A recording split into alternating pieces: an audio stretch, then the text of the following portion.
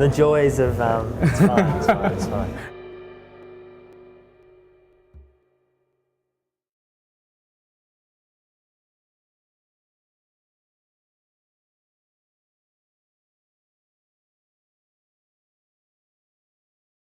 Anthony, the first question I'd like to ask you, and this is a question that has come up increasingly in the recent years, and your book, My Israel Question, is a huge part of this, which is that there is a growing pro-Palestine voice in the USA, right? And in the USA is where it's really important. And there's the International Solidarity Movement, J Street, open letter in Tikkun magazine to Obama by Rabbi Michael Lerner. To what extent do you see this voice countering the Zionist lobby that's operating there?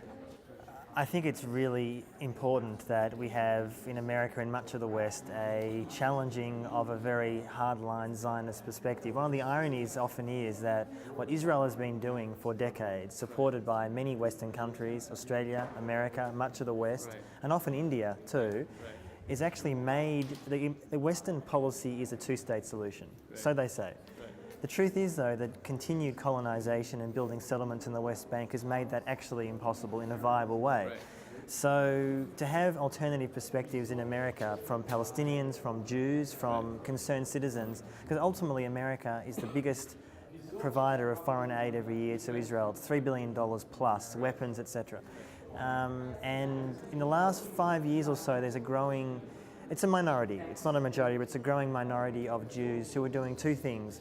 One, increasingly critical of Israeli behaviour, comparing it to apartheid in South Africa, which is an appropriate comparison. But secondly, which is what the Zionist lobby worries, that increasing numbers of young Jews simply don't care. So if you fast forward 10 years, 15 years, 20 years, where's the support for Israel going to come from? It's going to come from two sectors: Orthodox Jews, often who are crazy, or religious Christian fundamentalists who are crazy too. So in some ways you could say, someone like me, I mean, I'm Jewish, but I'm an anti-Zionist Jew. I don't believe that Israel should be a Jewish state. I'm encouraged by that, these different voices, but where it's going to lead to politically, I don't know. At the moment, the position of the US government under Obama is no different really to the former administration, and Israel is allowed to get away with murder. So unless these voices get more power in America and elsewhere, things are unlikely to change that much. But I'm sort of optimistic, a little. What about the Jews in Israel?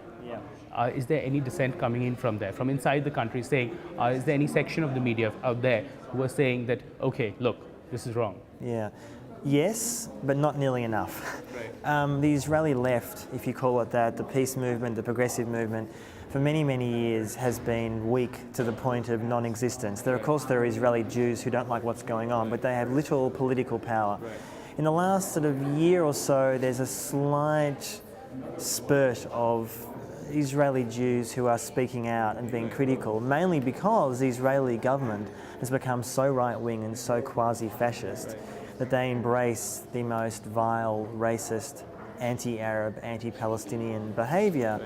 And ultimately, I think for many Jews, they are fundamentally upset with the fact that Judaism has now been defined by Israeli crimes. And I think ultimately, though, if you speak to many Israeli Jews in Israel, they will say, without outside pressure, though, this is not going to change. So there's not enough Israeli Jews who realise or accept what they're doing is wrong. Because ultimately, if Americans keep on supporting it, why would you stop it?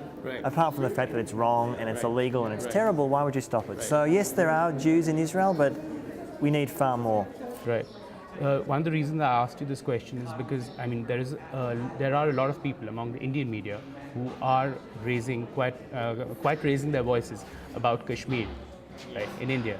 Now, do you think a lot of people draw parallels between what's happening with Palestine and what's happening with Kashmir? What do you think? Do you think they're analogous? Do you think they're differences? What's your opinion on that?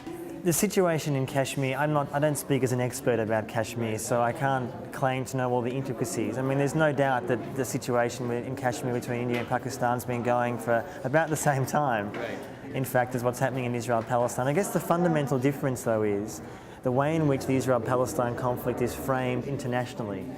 The situation in Kashmir undoubtedly inspires anger, passion and violence. That's true, but nothing like Israel-Palestine. And you can't forget that in Israel and Palestine, the support for Israel by a Western major superpower is huge. I think when it comes to Kashmir, though, there is in the West fundamental misunderstanding. I think if you ask most people in most Western countries about Kashmir, if they've heard of it, and that's a big if, if you speak to a lot of Indians, they'll say that India is right. A lot of Pakistanis, of course, think that Pakistan is right. Like most of these kind of conflicts, I would argue, without international or outside influence, these things often don't get resolved. I'm not saying there should be a direction that, ultimately India and Pakistan have to resolve it themselves, and Kashmiris. But when something's been going on for so long, and there are outside forces who are trying to cause trouble from both perspectives, to me it seems logical to try and get international support for a resolution. Of course, it also shows that the international system, as it is, routinely fails to resolve these things. And this has been going on for 60 years, 60 plus years. So ultimately I think it's a sense of, there are similarities between the two, and I think a lot of people feel justified in violence because of the feeling of occupation, the sense of occupation. And I think to not understand or appreciate that mistakes the reality of what occupation is. It doesn't justify killing a civilian, but it can explain it. And that's a case in Palestine too. So you said that a military strike against Iran, you said in an earlier interview that I read that a military strike against Iran would be silently cheered in parts of the Arab world, not by people but by political elites. What did you mean by that? Could you just explain it a bit, and which countries we're talking about? In the WikiLeaks cables that came out in the last couple of months, we saw that many Arab states, US-backed dictatorships, particularly Egypt, Jordan and Saudi Arabia, that Israel is friendly with as well, are concerned that Iran is on the rise. But we should be very clear what this is about. This is not really about a nuclear question. This is one of the great myths that goes on in the Western press. Most of the US and Israel and the Arab world don't want Iran to get a nuclear weapon. That's true. Although there's no evidence that Iran is building a nuclear weapon. There's no hard evidence, which people often forget when they report on this.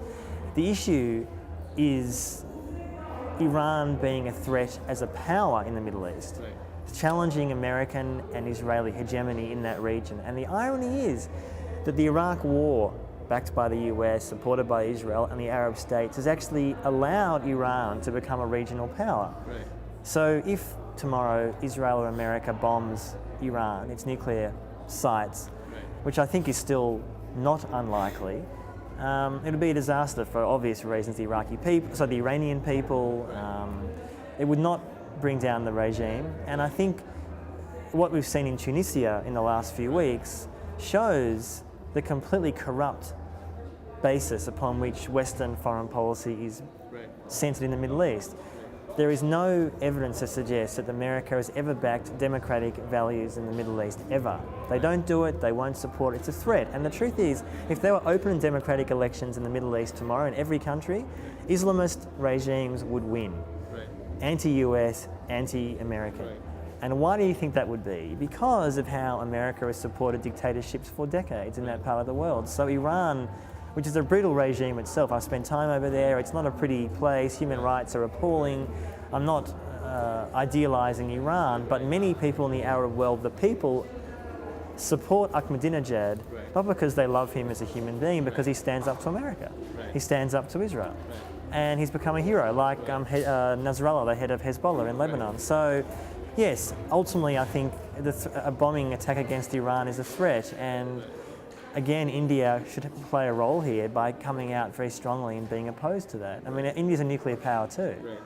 And I just read a few days ago that there was I think your foreign minister was in Australia recently, asking Australia to sell uranium to India, which we refused to do, for reasons I won't bore you with, except to say that... Actually, I would like to be bored by those reasons. Okay. Well, the reason why Australia won't sell uranium, the current party in government, the Labor Party, won't sell uranium to India. Countries that haven't signed the NPT, the Non-Proliferation Treaty.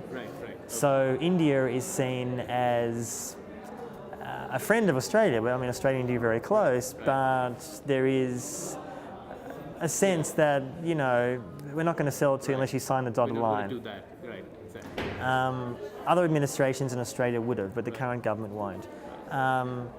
I don't think that's such a bad thing. I support that idea that countries should sign the NPT, because this also relates to Israel. Israel doesn't sign the NPT. It's on the nuclear issue, it's a rogue state that doesn't even acknowledge it has a nuclear capability.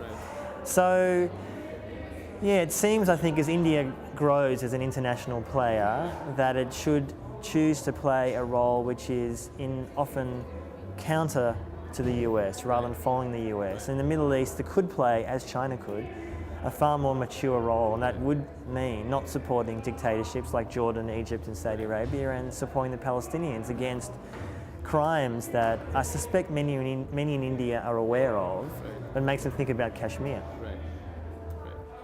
Basically, the question is that in the countries that you spoke about, in countries where America has instituted dictatorships, do you think that there is a chance that in those countries there will be a revolt by the people, there will be Islamist power factions coming into power, and do you think that would lead, actually more than anything else, to a real war of civilizations? Well, certainly the American government in Israel are petrified of democracy actually occurring in the Middle East. Democracy is a threat to what they've been doing for 60 years. It's a threat because, as I said, if the will of the people were given a chance to be heard, like we saw in Palestine a few years ago, Hamas won. Hamas's rule was never accepted, it's still not accepted.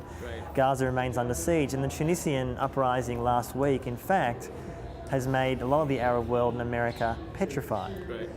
Because we're not quite sure how that country will play out, who knows, the situation is still very fluid.